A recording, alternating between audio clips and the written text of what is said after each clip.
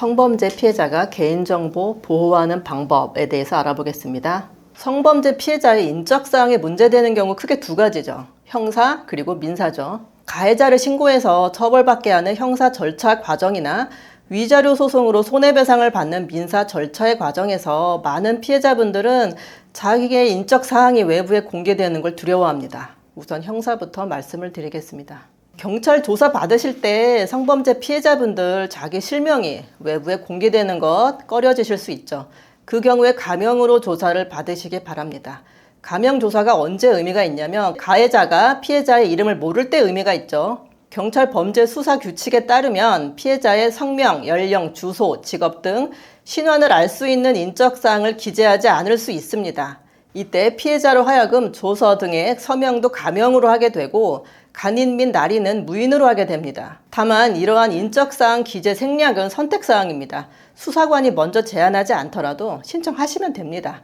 그리고 피해자분의 실제 인적사항은 신원관리 카드가 있어요. 그걸로 따로 관리가 됩니다. 가끔 고소장에 본인 인적사항 다 기재를 하시고 나중에 가서 가명조사 원하시는 경우 있습니다. 그 경우에는 비실명화 조치를 신청하시기 바랍니다.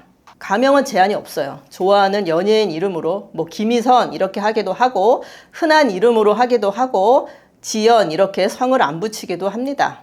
다만 추후에 의견서 제출 및 소송 과정에서 조서 등에 기재한 가명에 계속 사용될 수 있으니 너무 장난스럽게 정하지는 않는 것이 좋겠습니다. 그런데 실명으로 조사를 받으셔도 어차피 김땡땡 이런 식으로 불러 처리하기 때문에 피해자 실명이 공소장이나 판결문 등에 노출되는 일은 없으니 안심하셔도 됩니다. 증인신문 과정에서 만약 상대방이 피해자 실명을 알아요. 아는 사이였어요. 그 경우에도 실명 언급하지 않고 반대 신문해야 되고요. 실명 언급하면 제재 당합니다.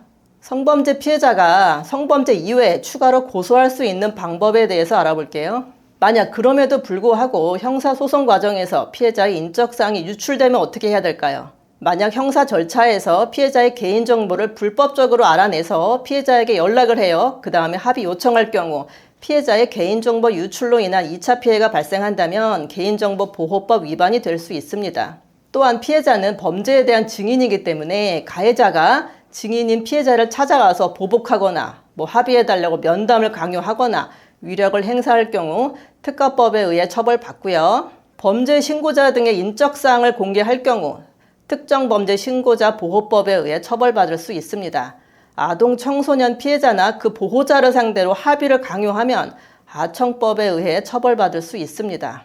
만약 피해자를 비방할 목적으로 사건 내용을 외부에 알리거나 허위사실로 비난하는 경우 명예훼손이나 모욕 또는 정보통신망법 위반으로 처벌받을 수도 있습니다. 성폭법 24조에 기해 성폭력 범죄의 수사 또는 재판을 담당하거나 이에 관여하는 공무원이 피해자의 주소, 성명, 나이, 직업, 학교 용모, 그 밖에 피해자를 특정해서 파악할 수 있게 하는 인적사항과 사진 등 그 피해자의 사생활에 대한 비밀을 공개하거나 다른 사람에게 누설하면 처벌받습니다.